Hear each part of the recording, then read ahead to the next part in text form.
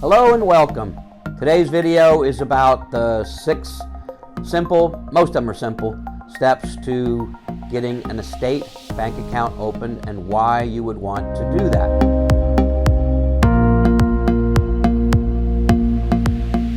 So the first part of this topic is, why would you want to create an estate bank account? The best answer is because you really want to have things as neat and clean as possible. The court is going to get involved if this is going through probate, and it's much simpler for the court and for you if everything is separate. So if you have a separate bank account for the estate, then only money goes into that account that is going to pay bills. That's basically what it's for, is to pay debts that are owed by the estate. And please understand, the probate process is set up for 2 main reasons. One is to pay the creditors. The court is very emphatic that that is a huge priority, is making sure that all creditors are paid. And then the second thing, obviously, is to make sure that the money, any excess money, it goes where it's supposed to go. And if you have a will, that's where the will comes into play, because it'll usually dictate where the money will go. If there's no will, then the state has a what I would call a pecking order. That for example, a widow, a spouse left behind, she would automatically be next in line. If there's underage children, they are protected, and that goes into guardianship, which is a side issue. And a lot of real estate agents don't have a clue what I'm talking about, and you may not either, and that's why I'm doing these videos.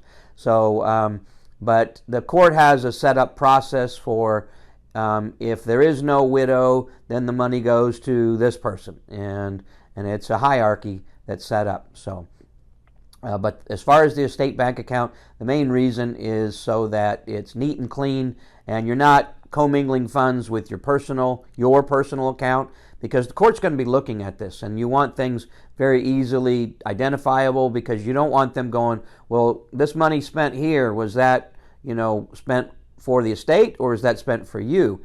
If you've got an estate bank account, it's very clear that those expenses should go towards paying estate debts. So what are the 6 steps that I have for creating an estate bank account?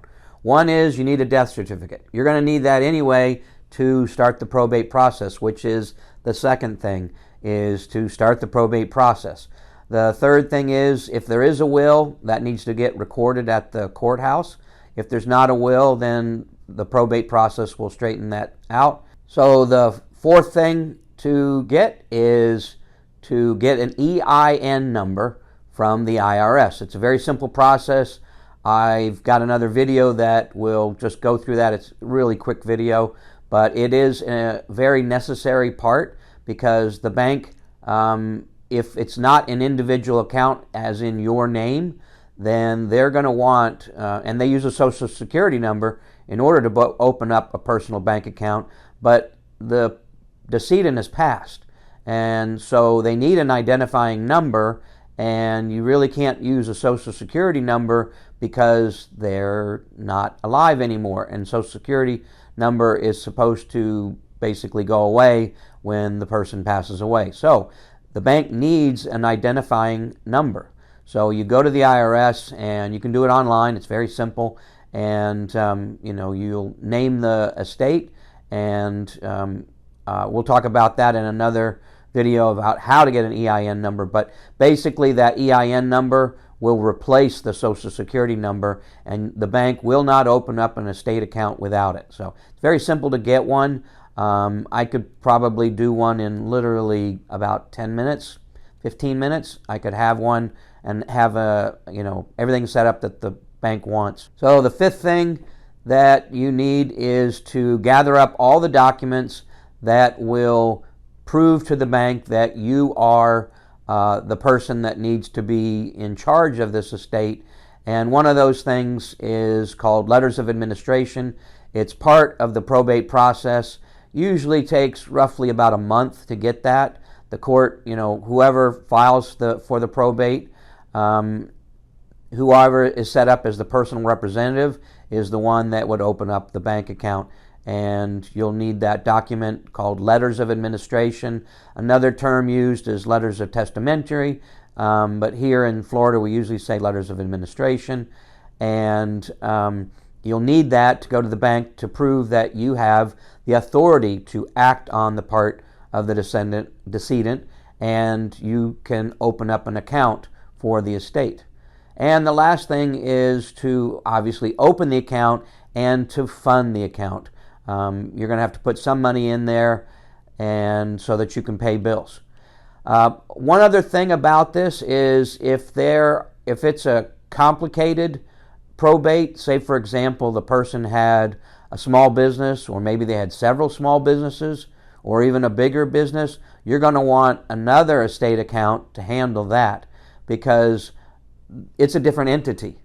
Most of the time a small business is a separate business entity. It's an LLC or it's an incorporated, and so it has an EIN number that I've already mentioned, and so it should be treated separately, and that will need to be wound down as well, or that needs to be sold if that's the wishes of the decedent and or the family, the beneficiaries.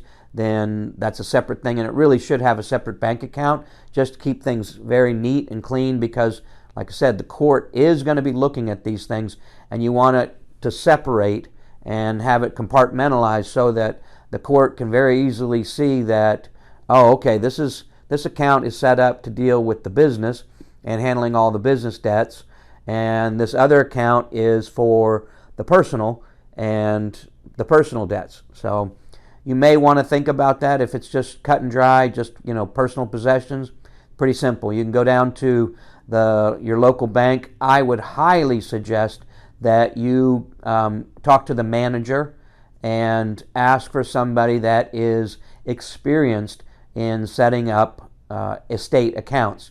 The reason being is, you could walk into a large bank that you're used to dealing with, and they may know you, and they say, "Hi, Chip, how you doing?" But if they don't really know how to set up, you're dealing with somebody that's used to setting up a business account, like I've done many, many times over the years. That doesn't mean that they know how to set up an estate account. So go ask the manager and get it into the right hands. There was a colleague of mine. She had a client where the sister had passed away, and the son flew in and to help out with getting documentation all gathered, and they went to the bank. They opened up an estate account, or so they thought, and the son left the state of Florida, had flown away and to where he lived, and then come find out that the person at the bank didn't really know what they were doing, and the son had to come back, which was not an easy thing, and it actually took 2 more tries in order to get the estate account set up properly.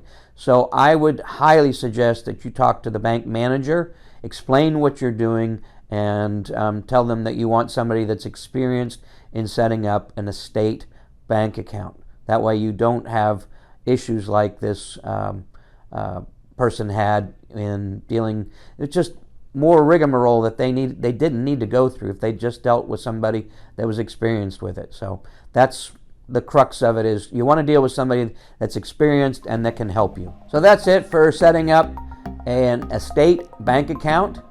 I hope you found it helpful and informative, and if you liked the video, please click like, thumbs up, and I'd love for you to subscribe. I do not hound people, but what that does, it allows you to know when a new video pops up, and you'll find that equally as helpful and informative.